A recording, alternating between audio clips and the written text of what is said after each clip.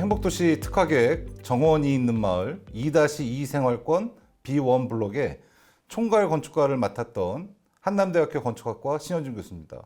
오늘 여러분들하고 같이 이 행복도시에서 지어지는 단독주택의 유형과 그 단독주택이 어떻게 진행이 되고 있고 어떤 방식을 통해서 이 단독주택이 이루어지는지에 대해서 여러분들하고 같이 제가 했던 작은 프로젝트를 공유하면서 그 얘기를 좀 전해드리려고 합니다. 전체적으로는 사업 수행 절차, 어떻게 이 프로젝트가 이제 시작이 되고 마무리가 되는가에 대한 얘기를 간단하게 말씀드리고요.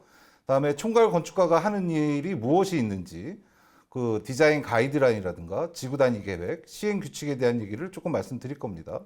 그리고 나서 그 다음에 단계가 이제 분양 단계입니다. 우리 행복도시는 LH에서 이제 분양을 하게 되는데요. 그 분양에 대한 얘기도 잠깐 말씀드리고, 그다음에 이 최종안이 어떻게 결정이 됐고 지금 현재 어떻게 진행이 되고 있는지에 대해서 말씀을 드리려고 합니다. 행복도시는 계획도시입니다. 그래서 지구 단위 계획이란 게 모든 게 잡혀져 있고요. 여러분들이 지도를 보시면 모든 땅의 성질이 다 정해져 있습니다. 용적률이라든가 건폐율, 용도, 지역 등이 다 정해져 있습니다. 일반 지역들하고는 좀 다릅니다. 특히나 행복도시는 이 지구 단위 계획에 또 한 번 더 덮어서 특별 계획구역을 진행하고 있습니다. 특별 계획구역은 지구 단위 계획에서 담지 못하는 좀 더 디테일한 건축적인 사항을 미리 스터디해서 그것을 지구 단위 계획에 반영하는 그런 계획입니다. 제가 이번에 진행했던 2-2 생활권 정원이 있는 마을 그 단독주택의 경우도 이 특별 계획에 의해서 진행이 된 프로젝트입니다. 이 특별 계획구역이 진행이 될 경우에는 MA를 지정하게 되고요. MA라는 게 이제 마스터 아키텍트라고 하고요. 총괄 건축가라고 얘기합니다. 그래서 그 MA가 지구 단위 계획과 시행 규칙을 만들기 전에 디자인 지침을 만듭니다. 그 땅에 가장 적절한 건축의 구조가 무엇인가에 대해서 고민하고 그것에 대해서 공유하고 그다음에 행복청과 그다음에 LH와 모든 그 사업 시행자와 공유를 하게 됩니다. 그래서 그 다음 단계로 총괄 자문회의라는 걸 거치게 됩니다. 우리 행복도시는 총괄 자문단이 있습니다. 모든 분야의 전문적인 그 지식과 경험이 있으신 분들이 총괄 자문회의를 이루고 있습니다. 거기서 그 발표를 하고 수정을 거쳐서 지구 단위 계획과 시행 규칙을 수정하고요. 거기에 맞춰서 공모를 하게 됩니다.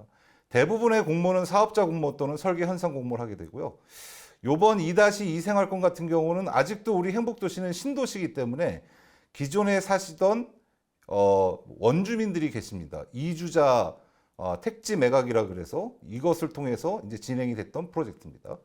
현재는 사업자가 모두 선정이 돼 있고요. 공사업자도 선정이 돼서 1월부터 공사가 시작되는 거로 알고 있습니다. 자, 그러면은 간단하게 지구 단위 계획이 무엇일까요? 지구 단위 계획은 도시 전체 공간 구조에 대한 계획인 도시 기본 계획이 할 수 없는 상세한 토지 이용 계획을 정하는 것입니다. 우리 행복도시 역시 지구 단위 계획이 있습니다. 여러분 보시면 아시겠지만 다양한 지구 단위의 23개의 생활권으로 형성되어 있고 18개의 생활권이 현재 완료되어 있고 나머지 5-2, 5-3, 6생활권이 현재 진행 중입니다. 그러면 이 지구 단위 계획 안에는 어떤 내용이 들어갈까요? 용도라든가 가구, 획지, 밀도, 배치, 교통, 다양한 것들이 들어갑니다. 무장애, 신재생 에너지. 이런 것들이 미리 지정이 돼서 도시의 난개발을 막고 좀 더 좋은 도시를 만들기 위해서 미리 규정을 하는 것입니다. 그러면 행복도시에서 특별하게 하고 있는 특별 계획구역이란 무엇인가? 이 지구 단위 계획조차도 다 담지 못하는 별도의 개별안을 만들어서 그것을 그 지구 단위 계획에 얹혀서 좀 더 좋은 건축물을 만들기 위한 하나의 단계라고 보시면 되겠습니다. 이 특별계획구역이 진행되고 특화계획이 진행되면 MA를 지정하게 됩니다. 이제 여기서 이제 제가 나오게 됩니다. 제가 총괄 건축가인데 제가 MA로 지정이 돼서 그 MA가 디자인 지침을 만들고 그 디자인 지침을 바탕으로 해서 지구 단위 계획이 형성이 되고 그 지구 단위 계획을 바탕으로 해서 공모가 진행이 돼서 사업자가 선정이 되고 여러분들이 드디어 이제 집을 살 수 있게 되시는 겁니다. 그래서 행복도시 특화 지금 보시는 것이 그 MA를 처음에 공고했던 모습입니다. MA 전문위원 MA를 공고합니다. 이런 식으로 행복청과 LH가 공고를 하고요. 저 같은 전문가들이 지원을 해서 심사를 거쳐서 MA가 선정이 됩니다. 그래서 제가 선정이 됐고요. 다양한 대지가 있었고요. 그중에서 저는 첫 번째 2-2 생활권의 B1 블록을 맡게 되었습니다. 그래서 전문위원이 된 거고요. 그래서 이제 제가 1년 정도 디자인 가이드라인을 발전시켰고요. 이 디자인 가이드라인을 보시면 이제 일단 제목은 정원이 있는 마을 디자인 가이드라인이라고 정했습니다. 여러분들 약간 의아하실 겁니다. 정원이 있는 마을? 모든 단독주택은 정원이 있지 않나? 그런데 다시 생각해보면 또 그렇게 적절한 정원이 있기는 한가? 이런 의문이 드실 수 있어요. 저도 마찬가지였습니다. 이 프로젝트를 맡고 단순하게 여러분들 단독주택엔 두 가지가 있습니다. 획지형과 블록형이 있어요. 획지형은 여러분들이 잘 아시듯이 다양한 신도시에서 땅을 그냥 파는 겁니다. 60평짜리, 70평짜리, 100평짜리. 세종시는 주로 100평짜리가 많고요. 일반 신도시들은 60에서 70평짜리가 많습니다. 그런 땅을 사서 여러분들이 건축사를 하이어해서 맘대로 짓는 거죠. 그런 걸 획지형이라고 하고요. 대신 획지형이 장점도 있으나 단점도 있습니다. 난개발이죠. 다양한 건축물들이 서로 조화되지 않고 하나의 마을을 형성하지 않고 각자 자기들의 담을 쌓아서 자기들만 살아가는 마을이 되는 경우가 많습니다. 그래서 요즘 신도시를 구성할 때 우리나라뿐만 아니라 전 세계적으로 블럭형 단독주택이라는 것을 진행하고 있습니다. 제가 맡았던 이 프로젝트가 블럭형 단독주택입니다. 획지형과 다른 것은 전체 단지를 미리 계획하고 그 단지 전체를 아파트와 같이 한 번에 분양을 해서 한 번에 지어질 수 있도록, 그래서 마을의 개념이 살아있을 수 있도록 자기만 혼자 담안해서 사는 것이 아니라 그런 집을 만들자, 그런 마을을 만들자가 블럭형 단독주택이 되겠습니다. 현재 행복도시에서는 다양한 블럭형 단독주택 특화 계획이 진행되고 있고요. 오늘 제가 여러분과 공유하는 부분이 그 중에 한 프로젝트입니다. 대상지는 2-2 생활권이었고요. 2-2 생활권은 전체가 다 아파트 단지입니다. 의아하게 그 가운데 녹지공원에 이 단독주택 대지가 하나 있었습니다. 여기에 대한 고민들이 사실은 처음에 행복청이나 LH나 저나 고민이 많았습니다. 이런 아파트로 둘러싸여 있는 곳에서 과연 어떤 형식의 단독주택이 들어가야만 아파트와도 조화가 되고, 바로 건너편에는 또 백화점 대지뿐만 아니라 상업단지가 있어요. 관세청이 있고, 이런 좀 도심의 지역 같은 형상이 있는 이런 곳에 어울리는 마을은 어떤 마을일까 하는 고민에서 일단 시작을 하게 되었습니다. 그래서 제가 주제로 잡은 것은 마당을 공유하는 마을, 정원을 소유하는 주거입니다. 여러분, 마당과 정원의 차이를 아시나요? 우리나라 전통 건축에는 전통 주거를 생각해 보시면 앞마당이 있습니다. 앞마당 여러분 생각해 보시면 아무것도 없는 그냥 흙으로 돼 있는, 그냥 비어 있는 공간이죠. 사람들은 비어 있다고 하지만 그 마당에서 다양한 액티비티가 일어나는 곳입니다. 거기서 갖고 온 경작물을 거기서 다루기도 하고요. 김장도 하고 잔치도 하고 거기서 식사도 하고 합니다. 마당에서. 비어 있다기보다는 다목적의 공간인 것이죠. 그러면 정원이 어디 있을까요? 우리는 뒷뜰이라고 얘기합니다. 우리 전통 건축에 보면 뒤쪽에는 꽃밭이 있어요. 이렇게 계단식으로 돼서 정원을 만들어 놨습니다. 우리나라 전통 주거가 가장 특이한 것이 앞마당과 뒷뜰, 앞마당과 뒷정원을 갖고 있다는 주택의 특징이 있습니다. 과연 여러분들이 지금까지 봐오셨던 개인 주택에서, 이 단독주택에서 그런 특성을 보신 적이 있나요? 저는 그 점을 조금 참작을 했습니다. 저는 미국에서 한 20년 정도 살고 2013년에 이제 한국에 들어와서 한남대학교에서 이제 교직을 잡았는데, 여러분들 그런 말 많이 하죠. 해외를 가면 애국자가 된다고요. 해외를 가니까 우리 대한민국이 갖고 있는 좋은 점이 보이더라고요. 제가 오히려 한국에 있을 때 못 느꼈던 우리 전통 마을과 전통 건축의 장점이 해외를 나가서 많이 느끼게 됐습니다. 그래서 한국을 들어와서 이런 기회에 우리 전통 마을을 좀 재해석해보자. 우리 전통 마을, 우리 조상들은 어떻게 살았나 고민해보자. 거기서 사실은 프로젝트를 시작했습니다. 그래서 보시면은 전통 주거의 공간 개념을 현대적으로 구현하기 위해서 마을 마당 중심으로 주민 상호 간의 소통을 유도하는 주거단지를 계획한다. 이 말은 좀 긴데요. 간단하게 얘기하면 전통 마을을 분석해서 거기에 공간 구조를 현대적인 마을로 한번 꾸며보자. 단순하게 이 옛날 사람들이 갖고 있던 그 스타일, 한옥 스타일, 그런 거에 집착하지 말고 우리가 갖고 있던 공간의 장점을 살려보자. 사실은 저는 요즘 현대에서 이렇게 이루어지는 그 옛날 한옥을 그대로 쓰는 거는 그렇게 전문가로서 제 자신은 개인적으로 좋아하지는 않습니다. 여러분들이 살아야 되는 도시는 21세기죠. 18세기, 17세기가 아니고요. 그래서 어떻게 하면 우리 조상들이 살았던 그 마을의 장점을 현대적으로 재해석할 수 있는가가 사실은 제 건축의 큰 화두이기도 합니다. 그래서 이제 이런 거를 잡았고요. 대지의 지구 단위 계획, 지금 보시는 것이 지구 단위 계획입니다. 겉보기에는 상당히 그냥 간단하죠. 그냥 용적률, 건폐율, 대지 면적 이 정도 나와 있습니다. 그래서 대지 전체를 보시면 이 왼쪽에 이 어마어마한 아파트 단지가 있고요. 오른쪽은 지금 오른쪽에 비어 있는 곳이 사실은 저희가 백화점 부지입니다. 그 밑에 좀 보이는 것이 관세청이고요. 상업과 아파트의 중간에 녹지에 위치해 있습니다. 그러니까 사실은 완전히 시골 마을도 아니고요. 완전히 도시에 속해 있는 전원 마을이라고 할 수 있을 것 같아요. 그래서 일단 사례를 좀 찾아보자. 우리나라에 지금 지어져 있는 블럭형 단독주택의 사례를 찾아보니까 뭐 남양주라든가 서울이라든가 제주, 파주 뭐 많습니다. 요즘 이런 타운하우스가 많이 지어지고 있어요. 이걸 우리가 마을이라고 얘기합니다. 또 다른 예로 김포 한강 신도시도 있고요. 청라에 지어진 이 블럭형 주택도 있습니다. 자, 이거를 보시고 여러분 뭘 느끼시나요? 이것이 지금 같이 살고 있다고 느끼시나요? 아니면 모든 사람이 앞을 바라보고 앞으로 나란히 를 하고 있나요? 여러분들이 이 집에 들어가시면 바로 옆에 사는 여러분들의 이웃을 보게 되십니까? 아니면 앞에 있는 길을 보게 되십니까? 저는 우리나라에서 지어지는 이 타운하우스의 형태에 상당히 큰 의심이 들기 시작했어요. 이게 마을인가? 여기에 공유가 있는가? 같이 사는 삶이 있는가? 모든 사람이 집에 들어가서 그냥 앞에 길만 보고 앞으로 나란히 하고 있지 않나? 이게 우리가 만들 수 있는, 우리 대한민국에서 만들 수 있는 최고의 마을일까? 이런 고민이 들기 시작했습니다. 또 뭐 대부분의 사례들이 다 마찬가지입니다. 다 우리나라에 있는 사례들인데요. 이렇게 일자로 앞으로 나란히 하고 있죠. 서로가 소통하고 공유하는 마당이나 그런 개념은 존재하지 않습니다. 그래서 이건 아니다. 그럼 다시 한번 찾아보자. 지금 행복도시에 지어져 있는 아파트들의 모습입니다. 물론 뭐 지금까지 보여드렸던 딴 도시에 비해서는 훨씬 더 이 소통과 공유를 하려고 노력하고 있습니다. 뭐 제가 딴 분들이 한 작품을 가지고 뭐라고 얘기할 수는 없고요. 이런 작품들을 보면서도 조금 더 나가보자. 마당과 공유라는 이 한옥마을도 물론 이번에 지어지고 있고 시공되고 있습니다.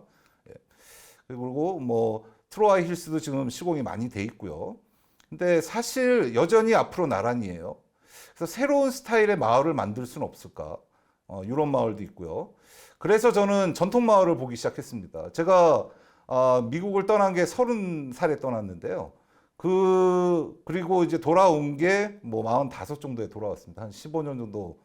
그 공백 동안 사실은 한국을 가끔 오면서 이 전통 마을을 많이 들렸어요. 이게 상당히 그립더라고요. 이 어렸을 때, 젊었을 때 제가 대학교 때 보던 전통 마을들이 그리워서 이번 기회에 이 마을들을 다시 한번 스타디하고 여기서 우리가 뭘 찾아낼 수는 없을까 하는 고민을 하기 시작했습니다. 전통 마을을 보시면 공간 개념이 간단합니다. 안길과 샛길이라는 게 있어요. 안길은 큰 도로, 샛길은 작은 도로입니다. 다음에 골목길이 있습니다. 그 샛길보다 더 작은 도로. 다음에 마당이 있고요. 다음에 마을 사람들이 모이는 공간들이 있습니다. 또 더 재밌는 건 전통 마을에는 입구에 큰 나무가 있죠. 그리고 선앙당이라고 그러죠. 거기서 사람들이 이 리본 같은 걸 그 나무까지 묶고 기도도 하고 그럽니다. 다음에 연못도 있고요. 그 마을의 초입에 정자도 있습니다. 그 정자에 언제나 사람들이, 그 마을의 어른들이 앉아 계시죠. 거기서 담소를 나누고 계십니다. 그런 큰 마당들, 그런 것들이 왜 우리 현재에는 사라졌지? 라는 의문을 갖기 시작했어요.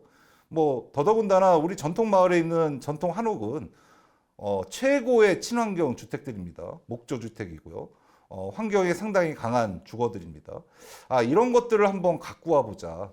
근데 갖고 오되 이 형태를 갖고 온 게 아니라 이 삶을 갖고 오자. 이 사람들이 어떻게 살았고 우리 조상들이 무엇을 여기서 즐겼는지를 찾아보자의 개념이었어요. 다행히도 제가 지금 보여드리는 성주 한계마을이나 외암마을, 하회, 남사 이런 곳들이요.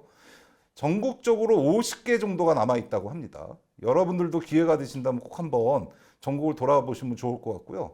대부분의 가구 수가 50에서 100가구 사이입니다. 왜냐하면 여러분들 아시지만 이런 전통 마을은 C종 마을입니다.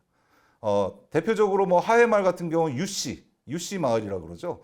그래서 같은 성씨들이 모여 있는 곳이기 때문에 아주 특수한 공간 구조를 갖게 된다고 할 수 있습니다. 그래서 성주 한계마을의 모습이고요. 이 배치도나 이 사진들을 보시면 좀 특이한 걸 느끼실 거예요. 아까 앞에서 우리가 보던 앞으로 나란히가 아니네. 서로가 서로를 마주보고 묘한 공간들을 만들어내고 있네라는 느낌을 가지실 거예요. 그리고 각자 자기 집에 대한 개인의 그 한계도 확실히 갖고 있습니다. 왜? 담이 있으니까요. 근데 그 담이 여러분들 다 아시지만 높지 않아요. 한 1m에서 1.2m입니다. 그러니까 마음만 먹으면 볼 수 있고요. 이렇게 뒤꿈치를 들면 그 남의 집의 앞마당이 보입니다. 그런데 겸손한 마음을 먹으면 안 보고 지나갈 수도 있습니다. 아주 묘한 담의 높이죠. 그래서 서로 소통도 하면서도 프라이버시도 지키는 이 담장에도 저는 좀 관심을 갖게 됐고요. 요 아산은 상당히 가깝습니다. 여러분들 행복도시 오시게 되면 바로 아산의 외암마을을 한번 가보시기를 제가 강추드립니다. 이 외암마을은 담장이요 모두 돌로 되어 있습니다. 그래서 여기 촌주를 제가 만났는데 그 촌주, 그러니까 여기에 이제 C족의 그 증손자시죠. 그분이 하시는 말씀이 이 땅이 워낙 척박했다고 합니다. 옛날 조상들이 오셨을 때 흙을 파면 돌이 무지하게 많이 나왔대요. 그래서 이 마을은 모든 담장이 그 흙을 파서 농지를 만들고 남은 돌로 만든 담장입니다. 얼마나 의미가 있습니까? 담장을 외부에서 갖고 오는 게 아니고요, 재료를. 그 땅에서 그 재료를 찾아서 지은 우리 조상의 지혜가 보이는 것이죠. 뭐 하회마을도 있고요, 남사마을, 도래마을. 공통적으로 여러분이 느끼시는 것들이 이게 일방향은 아니구나. 집이 우리가 생각하는 아파트처럼 이렇게 일자로 지어지진 않고 있구나. 우리가 지금 우리나라 요즘 21세기의 화두가 다 남향인데요, 아파트가. 주거는 사실은 남향이 아닙니다. 여러분들 전통마을 가보시면 그 땅의 형상에 맞게 집이 지어져 있어요. 그리고 제가 미국에서 스터디할 때 그 독일의 한 연구자가 그런 얘기도 했습니다. 아파트는 사실은 남향이 좋습니다. 전문가로 제가 봐도. 왜냐하면 남향으로 오픈되어 있는 면이 한 면밖에 안 되잖아요. 빛을 받을 수 있는 곳이 그 네 면 중에 한 면밖에 안 됩니다. 그래서 남향이 필수적이에요. 하지만 개인주택은 다릅니다. 개인주택은 사면이 외기에 오픈되어 있어서요. 동양의 빛도 받고 아침에, 서양의 그 저녁에는 지는 해, 석양의 해도 받고, 북쪽에 있는 빛도 받고요. 남쪽에 있는 빛도 받고. 사실은 그래서 개인주택은 향이 그렇게 예민하지 않아요. 여러분들 개인주택에 살아보신 분들 얘기하십니다. 오히려 동쪽으로 향해 있는 집을 사시는 분들은 아침이 너무 아름답다고. 또 서양에 계신 분들은요, 저녁에 석양이 너무 아름다워서 거기서 저녁 먹으면서 너무 행복하다고. 그래서 사실은 개인주택은 향을 그렇게 고집할 필요가 없었는데 아마도 아파트의 영향인 것 같아요. 이 타운하우스나 이런 마을을, 이런 단체 마을을 지을 때도 다 남향으로만 지으려고 노력을 합니다. 그래서 저는 그거를 깨야겠다. 그거보다는 이미 이제 저는 친환경 전문이기 때문에 그게 에너지나 이런 거에 그렇게 절대적인 영향이 안 미친다는 걸 제가 확신했기 때문에 향에서 해방되자. 오히려 사람들의 커뮤니케이션을 만들자라는 쪽으로 이제 갔습니다. 그래서 이런 이제 다양한 마을들이 있었고요.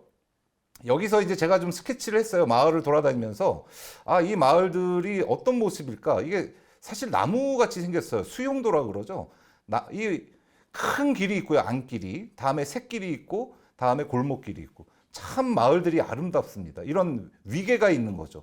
처음에 여러분들이 보셨던 요즘 지어지는 타운하우스에 없는 모습들이죠. 자연스럽게 대지에 붙어 있는 모습입니다. 서로가 그 길과 집들이 다 연관돼 있고 자연과 나무와 담이 다 섞여 있는 모습이에요. 그래서 위계가 느껴지죠, 사실은.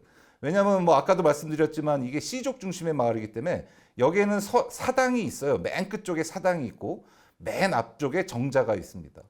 예, 우리가 만들려는 마을에는 그런 것들이 있나요? 이 마을에 어른들이 나와서 쉬실 수 있는 공간이 있을까요? 아까 같은 타운하우스에 그런 걸 발견할 수 있을까요? 저는 그런 데서 의문을 좀 던졌습니다. 그래서 이런 마당이나 길들, 다음에 정자 이런 것들을 좀 한번 복원시켜보자라는 욕심이 좀 있었고요. 상당히 어려움이 있었으나 뭐 결과물은 잘 나왔다고 생각합니다. 그러고 나서 이제 해외 사례를 좀 봤습니다. 이건 중국입니다. 의외로 중국에서는 그런 걸 하고 있는 겁니다. 전통을 바탕으로 아기자기한 마을들이 만들어지고 있더라고요. 제가 충격을 받았습니다. 왜 우리나라는 안 하고 있지? 이 중국의 또 다른 사례인데요. 이 마을을 이렇게 마당을 공유하면서 각 집들이 그 마당을 둘러싸는 모습들이 보이고 있습니다. 여러분들이 아까 보시던 타운하우스하고 많이 다르죠. 이거는 네덜란드에 있는 사례예요. 유럽 애들도 이렇게 하네. 향해 고집하지 않고 서로가 마당을 공유하고 서로가 서로를 쳐다보게 하고 이런 집들이 지어지네. 왜 우리는 이렇게 안 하고 있었지? 라는 반성을 하게 된 거죠. 이것도 역시 네덜란드에 있는 지금 실제로 지어져 있는 그 단지입니다. 이 안에는 차가 다니지 않고요. 차는 다 외곽, 그 외부 쪽에 지상주차로 돼 있습니다. 그래서 일단 디자인 계획을 시작해 보자. 그래서 기본 구상으로 마당을 공유하는 마을, 전통 마을과 전통주거의 장점을 최대한 이용하고 보행자만의 마을 공간을 창조하고 서로 소통하는 주거를 만들자. 왼쪽에 있는 스케치가 나간읍성입니다. 제가 나간읍성에 가서 직접 제가 스케치를 했어요. 한 3시간 정도 걸렸습니다. 걸어다니면서 스케치를 해서 너무 재밌게 정말로 재밌는 마을이더라고요. 그래서 그런 집들을 한번 만들어 보자. 각 주거는 정원을 독립적으로 갖고 있대. 마당은 서로가 공유하는 그런 마을을 만들어 보자. 이제 그렇게 시작이 됐습니다. 그래서 제 디자인 지침의 초기 아닙니다. 아마 오른쪽에 배치도 보시고 여러분들 좀 깜짝 놀라시는 분들도 계실 것 같아요. 그동안 봐오던 우리의 타운하우스하고는 모양이 많이 다릅니다. 물론 땅의 면적에 한계가 있어서 주차는 모두 지하로 풀었습니다. 지상에는 모두 보행자 공간이고 차가 없는 공간이죠. 다음에 군데군데 정자 같은 공용시설들도 있고요. 다음에 우리 전통마을이 갖고 있는 큰 식수도 하나 했습니다. 예, 그리고 이 마당들이 군데군데 한 4군데 정도 흩어져 있고요. 각 집이 자기의 정원을 갖고 있습니다. 그래서 프라이버시도 지키면서 공공성도 같이 갖는. 그러니까 요즘은 이 단독주택을 질 때 담장을 못하게 해요. 그래서 이 담장이 없으니까 사실은 개인 집에 살면서 집안에서 속옷을 입고 있을 수가 없어요. 밖에서 안이 보이기 때문에. 저는 그것도 좀 잘못됐다고 생각해요. 그래서 우리 행복도시는 담장의 높이를 1.2m로 제한하고 있습니다. 그리고 투시형이 되게 돼 있어요. 근데 그것도 약간 좀 문제가 있는 거 아닌가. 한 1.2m 정도는 투시형이 안 돼도 그래도 그 프라이버시를 지킬 수 있고 시선적으로는 서로 교류할 수 있거든요. 그런 점들도 요번에 반영을 좀 했습니다. 그래서 배치도의 모습이고요. 그래서 이제 디자인 지침 쪽은 좀 빨리 지나가겠습니다. 이제 개념 다이어그램입니다. 각 집들을 이게 사실은 한 집 한 집 지은 게 아니고요. 2집이 기역 니은으로 이렇게 딱 섞여 있습니다. 그러니까 마을만이 아니라 집 자체도 서로 같이 사는 집 이런 공유의 개념을 좀 넣고 싶었습니다. 그래서 이 그림을 보시면 2집이 서로 섞여 있죠. 네. 근데 결과물은 저게 이렇게 완전히 섞이지 않고 반 딱 나눠졌어요. 왜냐하면 실제 그 입주자분들하고 회의를 했는데 소음 문제를 말씀하시더라고요. 왜냐하면 제가 남의 집 위에 있게 되니까 요즘 우리나라 사람들 소음에 상당히 예민합니다. 그래서 제가 건축가로서 그래 그거는 지켜줘야겠다 해서 사실은 그냥 반을 나눠서 왼쪽 한 집, 오른쪽 한 집 이렇게 돼버렸지만 글쎄요 지금 아직도 조금 아쉬운 감정은 좀 있습니다. 물론 처음에 시작할 때 대안 분석을 좀 했습니다. 오른쪽에 이제 단독택지형이라든가 로우하우스형 지금 우리나라에서 지어지는 모습들이죠. 여러분들이 그동안 많이 봐오던. 그리고 제가 이제 실현하고자 하는 저밀 도시형 집합주택입니다. 그래서 첫 번째 대안으로 진행을 하게 됐고요. 배치도의 모습이고요. 그래서 아까 말씀드린 안길, 단지 내 큰 길을 먼저 계획을 했고요. 그 큰 길에서 골목길이 나옵니다. 그러니까 여러분들이 이 마을에 들어가시면 내가 어디에 있는지 정확하게 인지할 수 있도록 길의 폭이나 길의 성질을 다르게 했습니다. 안길과 다음에 이 골목길의 성질을 다르게 했습니다. 중간중간에 저런 정자도 만들었고요. 그래서 사람들이 모일 수 있는 곳도 만들었고 여기서 소통과 교류가 일어나는 곳이죠. 이 뒤쪽의 모습이고요. 다음에 우리 옛날에 그 옛날 마을에서 담당했던 사당의 역할, 원래 사당이라는 곳이 제사를 지내면서 마을 사람들이 다 모여서 거기서 집안 얘기를 하게 되죠. 집안의 미래라든가 집안의 대소사 얘기를 사당에서 하게 됩니다. 제사를 지내면서. 요즘은 그런 마을이 이제 여러분들의 생활에서 많이 사라졌지만 이 마을에서는 이런 공용 커뮤니티 센터를 만들어서 마을의 대소사를 여기서 마을 사람들이 모여서 얘기하게 하자. 여기에 그래서 여기가 하나의 사랑방이 되게 하자. 이제 그런 생각으로 이제 공용 커뮤니티 공간을 만들었고요. 그다음에 그 길거리에 있는 그 스트리트 퍼니처, 벤치라든가 전등이라든가 조명이라든가 이런 것도 좀 신경을 많이 썼습니다. 지금 실시 설계가 지금 거의 다 끝나서 다음 달부터 공사가 시작이 되는데요. 제가 실시 설계도 다 인볼브해서 저런 벤치도 그냥 일반 공장에서 사오는 벤치가 아니라 마을에 맞는 디자인으로 다 디자인을 새로 했습니다. 그래서 여러분 보시면 담장이 보이고요. 그래서 뭐 여러분 보시면 왼쪽이 원래 있던 지구단위 계획이고요. 오른쪽이 변경된 겁니다. 지금 놀라실 거예요. 뭘 했다는 거야? 저는 여기서 엄청나게 큰 걸 했다고 생각해요. 저 안기를 하나 박았습니다. 안기를. 그러니까 어떤 디자인이 나와도 저거는 흐트러지지 않게. 예. 그게 이제 제가 했던 가장 큰 일이라고 생각합니다. 그래서 변경되면서 건축 부분을 좀 말씀드리겠습니다. 그래서 건축 부분에 뭐 공용 부분이 저기 커뮤니티 센터가 보이고요. 아까 말씀드렸던 주거의 형태, 다음에 평면도가 좀 보이고 있습니다. 그리고 인면도가 보이죠. 그 담장이 1.2m로 돼 있는데 위에 한 60cm 정도는 투시형으로 했어요. 저것도 사실 밑에도 투시형으로 해야 된다 그래서 제가 상당히 트러블이 있었습니다. 하지만 저 정도는 막아야 된다. 왜? 정원에 앉았을 때 내 몸이 보이면 안 된다. 그 정도는 막아줘야만 프라이버시가 지켜진다. 그래서 저 정도까지는 좀 타협을 했습니다. 저는 사실은 이 건물이 이제 내년 1월부터 공사가 시작이 되는데 공사가 마무리되고 저 담장이 그대로 지어질까가 제일 궁금합니다. 꼭 그렇게 돼야 되고 제가 끝까지 한번 관찰을 해보려고 합니다. 그래서 이제 전체적인 그 건물의 모습은 이렇고요. 엑소노를 좀 뭐 프리팹이라든가 이런 것도 생각을 많이 했는데 현실적으로 적용을 하지는 못했습니다. 그리고 제가 제목이 정원이 있는 마을인데 그래서 정원을 4가지 타입으로 스케치를 해서 이 들어오시는 주민들이 이 정원을 선택할 수 있도록 했습니다. 그러니까 대개 이 개인주택을 지으면 이 마당을 이제 그 나무를 심을 때 개인주택 소유주분들이 돈이 다 떨어지세요. 그래서 마당은 내년에 하지. 그리고 10년 갑니다. 그래서 이 획지형 단독주택의 가장 큰 문제가 마당이 텅 비어 있어요. 마당이. 그래서 이 블록형에서는 그런 거는 있으면 안 된다. 그래서 이것도 공사비에 포함이 되도록 이렇게 4가지 형태의 정원을 제안해서 입주하신 분들이 이 넷 중에 하나를 고르면 이거는 시공이 되도록 그렇게 했습니다. 그래서 그런 사례가 있고요. 그래서 여러분들 정원 얘기를 계속하고 있었는데 여러분 한번 보십시오. 전통 건축의 정원이라고 제가 썼는데 이게 어딜까요? 우리나라입니다. 우리나라 사람들은 그렇게 생각하죠. 마당이 언제나 비어 있어서 우리나라의 마당은 비어 있는 마당이야. 젠해, 선이야. 뭐 이렇게 생각했는데 이게 우리나라의 정원입니다. 여러분은 앞마당만 보셨지 뒷뜰에 있는 정원을 못 보신 거예요. 이렇게 아름답게 꾸미고 살았습니다. 이게 다 어디 갔습니까? 현대시대에 이 아름다운 정원들을 누가 이어가야겠습니까? 그래서 사실은 제 마을에 이름이 정원이 있는 마을이라고 한 이유도 여기에 있습니다. 그래서 아까 그 담장에 대한 말씀을 좀 드렸고요. 담장도 다양한 사례를 제공해서 이제 진행하려고 합니다.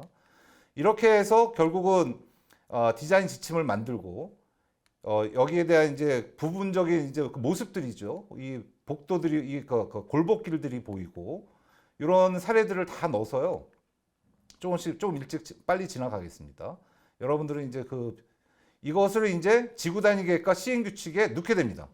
지금까지 디자인 지침은 사실은 법이 아니에요. 법규가 아니기 때문에 안 따라도 그만입니다. 근데 이것을 지단이라고 그러죠. 지구 단위 계획과 시행 규칙에 넣는 순간 이거는 법규입니다. 꼭 이대로 따라서 지어야 되기 때문에 이게 저같이 총괄 건축 저는 지금 행복도시 와서 한 10년째 행복도시랑 공존하고 있는데 제가 이게 4번째 총괄 건축 프로젝트예요. 그러니까 제가 MA를 여러 번 했는데 요때가 가장 기분이 좋습니다. 이렇게 한 1년 반 열심히 디자인해가지고 요 시행 규칙에 요 내용이 이렇게 담길 때 드디어 내가 할 일을 다 했구나. 아, 이렇게 지어지겠구나라는 이제 확신이 드는 거죠. 그래서 시행규칙에 정확하게 모든 걸 다 담았고요. 이게 다 시행규칙에 아까 봤던 디자인 지침에 있는 내용이 그대로 담긴 모습입니다. 그래서 이게 다 끝나면은 이제 LH가 이제 저한테 빠이빠이를 하죠. 이제 분양을 시작하는 겁니다. 그래서 이건 아까 말씀드렸지만 아직도 이거 할 때가 2년 전이었는데 행복도시 아직도 그 이주자분들이 한 250분, 250가구 정도 남아있다는 얘기를 들었었어요. 아직 그러니까 자기 집을 못 받으신 거죠, 원주민들이. 그래서 여기는 나오자마자 이주자 택지로 지정이 돼서 그냥 한 번에 그냥 팔려버렸습니다. 그래서 저는 공모도 좀 하고 싶었고 조금 이렇게 사회적인 이슈도 만들고 싶었는데 외부에 오픈되지 않고 그냥 팔려버렸어요. 그래서 너무 아쉬웠는데 이번 기회에 여러분들하고 이거를 공유할 수 있어서 너무 기쁜 마음입니다. 그래서 이주자 택지가 공지가 됐고요. 그래서 현상 설계, 그 이주자 택지 조합에서 자체적으로 현상 설계를 했습니다. 그래서 이 회사가 이 지구단위 계획과 시행규칙을 참고해서 만든 모습입니다. 이게 이제 최종의 모습입니다. 물론 뭐 계단실도 좀 생기고 폭도 좀 늘어나고 약간의 변경은 있지만 어떻게 느끼실지 모르겠습니다. 저는 거의 그대로 이 최초의 이 전통 마을의 안길과 샛길, 정자 이런 그 개념들이 그대로 살아있는 거 아닌가. 예, 이게 이제 길거리에서 보는 모습이고요. 그래서 정확한 위계를 보고 뭐 향을 남향으로 다 만들지도 않았고요. 각 주택들의 앞에 담장도 그대로 이렇게 지어질 겁니다. 그래서 여러분들도 그래서 이게 지금 평면의 모습이고요. 조금의 변경은 있었지만 그래도 이 블록형 단독주택 특화를 하게 되는 가장 큰 장점이라고 생각합니다. 처음에 제 어떤 개념을 갖고 시작해서 이것이 행복청과 LH와 공유를 하고 어떻게 하면 가장 좋은 주택을 만들 수 있는가 한 다음에 이렇게 분양 공고를 하게 되면 그 결과물이 그대로 나오더라. 예, 그대로 나오더라. 이건 뒷얘기지만 모든 집이 엘리베이터를 갖고 있습니다. 3층 집이고요. 상당히 럭셔리한 집이 될 거라고 생각합니다. 평수가 그렇게 크지는 않습니다. 50평 정도인데 3층으로 되어 있습니다. 그래서 제가 만들었던 MA안과 최종 안을 비교해 봤습니다. 여러분들은 어떻게 느끼실지 모르겠지만 마지막으로 제가 말씀드리고 싶은 것은 우리 행복도시는 이런 식으로 특화 계획을 통해서 작은 단지입니다. 44세대밖에 안 된 작은 단지지만 좀 더 의미 있고 좀 더 좋은 마을을 만들기 위해서 노력하고 있고요. 저도 그 한 부분을 제가 참여해서 실현할 수 있었다는 점에서 행복도시와 LH에 감사드리고 여러분들도 잘 즐기셨으면 하는 마음입니다. 감사합니다.